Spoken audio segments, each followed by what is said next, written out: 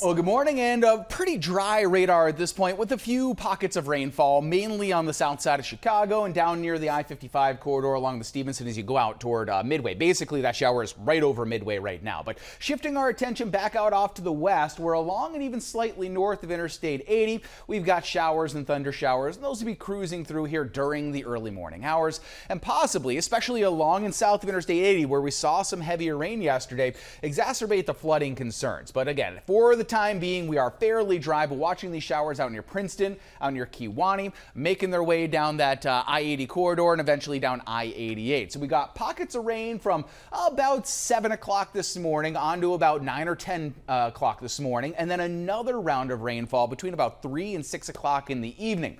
That one could be strong to severe with thunder showers and possibly even some straight line winds. And I know a couple of days ago we saw some straight line wind damage with a soaked ground. Wouldn't be surprised if we catch a couple more trees down for today. So keeping an eye on the weather. It's why we have the AccuWeather alert out, and then heat on the way early next week we'll be talking about coming up. All right, thank you very much. And we could see another round of flash flooding today. This is what it looked like yesterday as streets on the city's southwest side were inundated with rainwater. Some drivers ended up stuck. Let's go right to Evelyn Holmes, who is in Storm Tracker with more details on what's going on out there. Evelyn?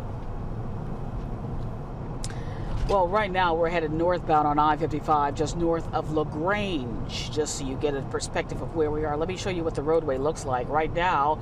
Pretty dry. There are some pockets of sprinkles, not even real rain, just sprinkles at this point. But that is a concern to folks who are already flooded out and may have to deal with more flood water. Now, heavy rains across the area caused flash flooding yesterday. That would be in the afternoon. The hardest hit areas were along I-55 from the southwest suburbs to Chicago's southwest side. City officials have said the storm dropped close to 5 inches of rain in some areas. Now, while the Department of Water Management managed to work through the night to ensure sewers and had the proper flow to remove excessive storm water, plenty of suburban businesses and homes and even a police department saw flooding. The dock's flooding came through the garage doors, it came through all the other doors in our building and flooded our offices. Inside we've had our booking facility take on water. We've had some of our evidence area, not too much thankfully down there.